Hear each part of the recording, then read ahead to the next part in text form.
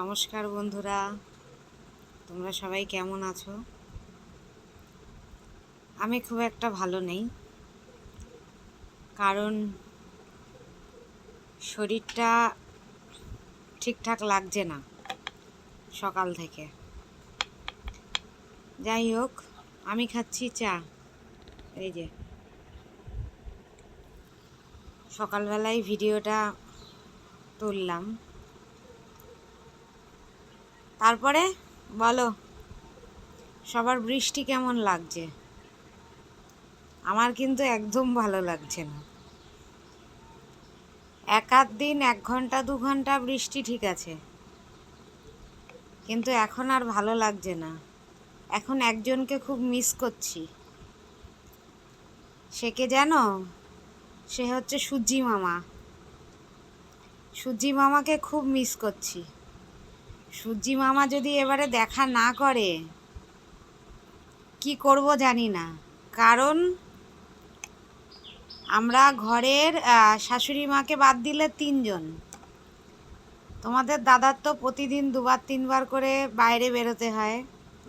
বাইরে বেরোচ্ছে আর জামা কাপড় ভিজিয়ে ভিজিয়ে আনছে। ছেলেও পড়তে যাচ্ছে। এমনি ছেলে বাইরে যাচ্ছে না, বাইরে বলতে স্কুলে যাচ্ছে না। আজকে কদিন হলো এই বৃষ্টির কারণে স্কুলে যাচ্ছে না, কিন্তু স্নানের জামা কাপড় পরতে যাচ্ছে, তাতে ভিজছে। মানে আমার সিঁড়ি ভর্তি হয়ে গেছে, ঘর ভর্তি হয়ে গেছে, চারিদিকে শুধু প্যান্ডেল দেখতে পাবে। আমার ঘরের চারিদিকে শুধু প্যান্ডেল। এগুলো আর নিতে পারছি না। এবারে সূর্যি মামাকে খুব দরকার।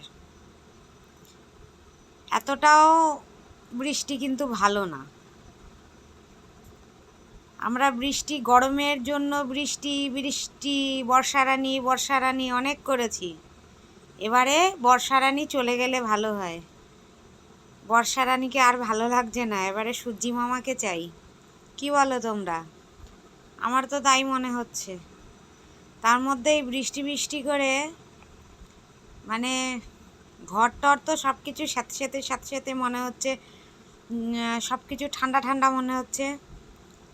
বিছানাও মনে হচ্ছে ভিজে আছে, এমন ব্যাপার। মানে এমন লাগছে, যে কারণে শরীরও কেমন করছে, মনে হচ্ছে যেন ঠান্ডা লেগে আছে। এমনিতে তো ঠান্ডাটা আমার কমতেই চাইছে না, তার মধ্যে মাথা যন্ত্রণা, কোনো কিছুই ভালো লাগছে না। তো আমার মতো তোমরাও কি তাই চাও? সূর্যি মামার দেখা চাও? বর্ষা রানীকে চলে যেতে বলতে চাও? আমি তো বলতে চাই, কারণ আর ভালো লাগছে না। তো আমার মতো কার কার এমন মনে হচ্ছে কমেন্টস করে জানিও। টাটা, সবাই ভালো থেকো, সুস্থ থেকো।